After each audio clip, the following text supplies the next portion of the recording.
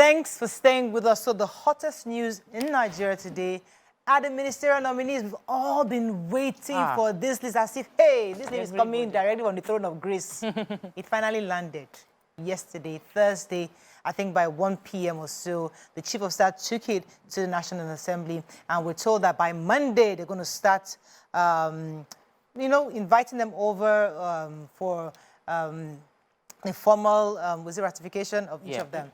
So, what are your thoughts on these nominations? So far, it's 28 that we saw. We're expecting about the remaining, I think about 10 more or so. I think it's, I think 9 more names are being expected very soon. In the coming days, we'll get those. And a few states are yet to get nominees, Lagos being one of them. We're really looking forward to who's going to be coming from Lagos State. A few names that we know we're interested in. We're trying to be suggesting and speculating which of the ministries will be given to them. What are your thoughts on the names? Call us on the numbers on your screen, 081-0764-1679, 09024-163440. You can also tweet to us at TVC Connect. Please hashtag YourViewTVC so we can read your tweets. If you don't mind, ladies, I'd like to start with the 7 women because for me, that's our constituency. Yeah. You know, the fact that I'm happy that 7 amazing women, some of which we know have been on our show before, we've seen their work in the past, and it would be great to even hear your thoughts on them. And then we'll talk about the ex-governors. About 4 or so ex-governors made the list, El-Rufai, Wike, and a few others, and then a few technocrats and many politicians. So these are really interesting conversations to have. We'd like to hear your thoughts on it. But let me see, Tako, you want to start? Yes, so at some point, when the list, we've all been waiting generally, like we couldn't, we're happy that we finally have a list. And I was hoping to be shocked. Aside from the finding out the age of the youngest person. Dr. Betta Edu. Yeah, I had no idea. I couldn't even have imagined that she was such a young person because she was very vibrant. But every other person seemed to be people that are within the circle, like people that had, you know, when we were arguing about should the president be nominating those who had been loyal to him and had served in and helped him to attain the position, or should he just go purely for people that were 100% technocrats or non-politicians? But what we're seeing now, based on what this list is reflecting, is that he's rewarding loyalty to a large extent. That's my opinion. It doesn't necessarily mean that there's anything bad in that. We're not saying it's good or bad, but the president has decided to say, for those of you that helped me to attain this position, that are competent, that can fit into what I want to achieve, I am picking. Okay. Yeah, so for the ladies, for me, I found it quite interesting because I didn't know, of course, I was hoping that I would see names that would just, that are quite popular, but we didn't see any of those apart from the youngest, Betta Edu, because she was quite a face, you know, during the campaign. But then, you know, going through the CVs for the women, these are well-educated, very exposed women, you know. They have held positions in private sector, in public sector, and they have shown, you know, the caliber of people, women that were put together. These are not women that were given position just because they were female or just because we wanted to fill the female slot.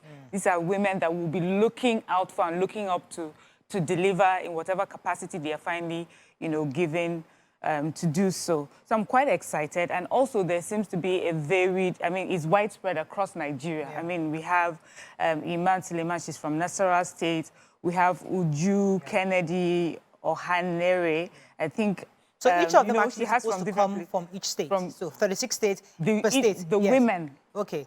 So usually all the ministers should represent one state. Yes, but these women, I'm just saying that these women from different states as well, you know, there's from Nasarawa State, from Imo State, from, you know, everything. So I'm quite excited about this group of women, and I'm looking forward to... Now, you know one thing I was interested, I saw in the list, you're giving us, you have Dr. Betta Edu, Doris Aniche Uzoka, Barrister Hanatu Musawa, Nkiru Onyejocha, Stella Okete, that's Honorable Stella Okotete, and Uju Kennedy Ohaneze and Iman Suleiman Ibrahim. Now, I don't know if you guys remember, during the primaries, there was a lady that came and she was a presidential candidate that stepped down for Ashiwaju. Yes. Remember, that's who we're seeing here, Uju Kennedy Ohane. I mean, I remember that face. I remember her very well. And I remember that she was one of those who stepped down. So you would also say that she's a party member, and this is one of the, maybe, I don't want to say rewards, but it's part of what do you say that this is... That's another thing. So and you know the first person saying is, somebody else felt like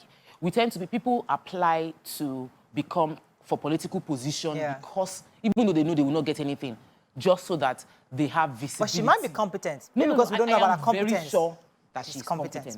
Because she would not have even been able to get to the level of being one of the presidential candidates if she was an aspirant, not candidate. Aspirant, if she did not display a level of competence that they feel, okay, you're worthy of competition. And sometimes we've gotten so used to women getting whatever position they give us. Really, I had to ask one of our interns to calculate what's the percentage. Yet so far, we have 21% women within the current list. But the truth is, we are a country of 51%. We have a long way to go. But we are grateful for where we are, and we're hoping that the list that comes out will reflect more women. Why? We understand the importance of having representation. And we understand the importance of the value that women will bring in, being that they are a minority and they are wearing the shoes of majority of Nigerians. Let me come to Wike. Wike, Dr. Betta Edu is 36 years old. I mean, we're talking about not too young to wrong. I mean, like, she's a kid. I mean, that's like your daughter. That's like your daughter in a second. Yeah, my daughter is 35. Yeah, so she's like your daughter. I'm happy for her. But my fear or my hope is that they can do the work. Yeah. Now, I hear that the Senate is going to confirm them on Monday. Yeah. They don't have portfolios. Yes. So what are you confirming? We don't know not confirm them, but interview them. Yes. If they don't have portfolios, how are you from going your to past. interview? It's what you've done in the past to see. Yeah, but how do you know that you're not going to put square pegs in round holes? Aha, okay. Why? You can't interview someone that you don't know where. Because if I say, okay, I'm going to put Mariah in Ministry of Health, and Mariah studied accounting, I will look at your portfolio and start interviewing you about accounting. I will not interview about the ministry that you're going to go to know whether you can actually achieve anything for that ministry. So there I have a bit of concern. Okay. As what you just said there, word for word, we said it 8 years ago. Yes, we did. But we also found out, Tokwe, is that some of these ministers are more, I would say, maybe administrative, because really your job as a leader is to lead. So sometimes if you wait, I mean, as much as I would love to have a doctor be the Minister of Health, but sometimes the truth is that it's not about the doctor, it's about who can actually lead. Who can actually have a vision and drive it. Anybody, if I put Mariam to be Minister of Health, for example, because I know she has the ability to lead a team to ensure that all the various deliverables are achieved. Although she might still need to have some knowledge, some background knowledge of the needs of her.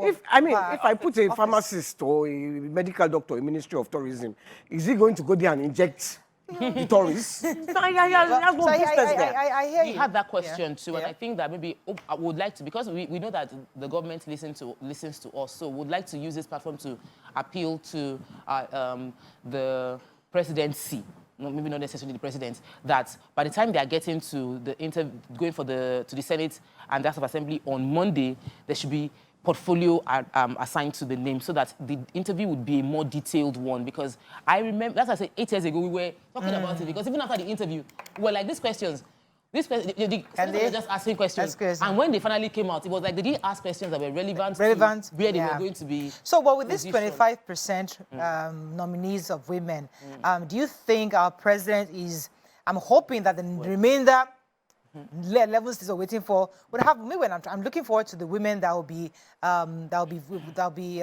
appointed or nominated. Then Barrister Hanatu, also she's somebody that I have seen her work, and Honorable Stella Okotete, she was ED. Nexim Bank, that's a technocrat. That's somebody who's also coming to she's possibly going to use her own experience into government at this time. Although she's a party member also, I wouldn't skip that. But she's somebody that's worked very hard in the banking sector, and I think it's something that will be very beneficial. I wonder the kind of portfolio they'll give to her. In Kiru Onye Georgia, I'm not really familiar, but I know she's also, hopefully, we're hoping that these are people that actually have the competence. You're talking about Wike. That's the elephant. No, we're still The elephant. we are finishing the women. Women first. Let's focus on the women. We'll come to the... Are we done? I was thinking, they say she holds a degree in law from the University of Buckingham.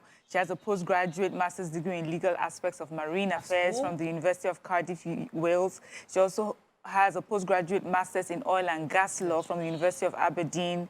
You know, she is completing a doctorate.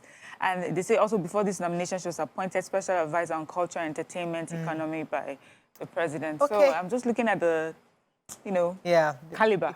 All right. So we're going to be... let me take Hassan. I'm told Hassan is on the call. Good morning, Hassan. Thanks for calling. Good morning, everybody. Good morning. Good morning. Yes, I want to say something about the newspaper review on what Mariam said about customs seizure and Nigeria being a transit point. Please, let me correct you. Nigeria is not a transit point for drugs. Nigeria is a consumption center of those drugs. We have drug users, we have drug abusers in our midst. So we better understand that so that we'll get to know the problem on our hands. They are consuming drugs all over the country. The north, south, east, and west. Go to the clubs in Lagos. Go to the motor parks. Go to Kano. Married women are consuming drugs. Children are consuming drugs. In Lagos here, go to motor parks, people are taking drugs. Go to clubs, people are taking drugs. In the streets, people are taking drugs. So we have serious problem. Go to Southeast. We have what they call Akurumiri in the Southeast. Thank you very much, Hassan. You're absolutely correct. And I think we take that story all the time. Now, the paper review, our job is to say exactly what the story is saying. The article is our focus. So whatever the article is saying is what we are summarizing. We're not really telling you from, but we absolutely understand that they are, it's not just a transit point, but it's also a consumption. Yes, but I think you may have also misunderstood me. There were two categories of things that were intercepted. There were drugs, and then there were shark fins and live turtles. And that's smuggling or transporting endangered species. And Nigeria is a transit country for many of these smuggling of endangered species.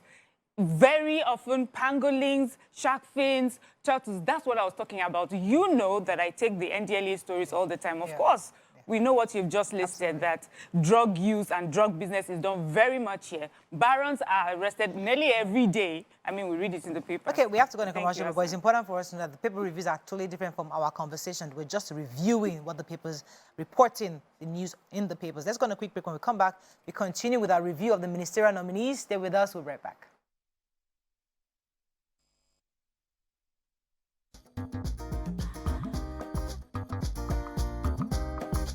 Stay tuned. Your View will be right back.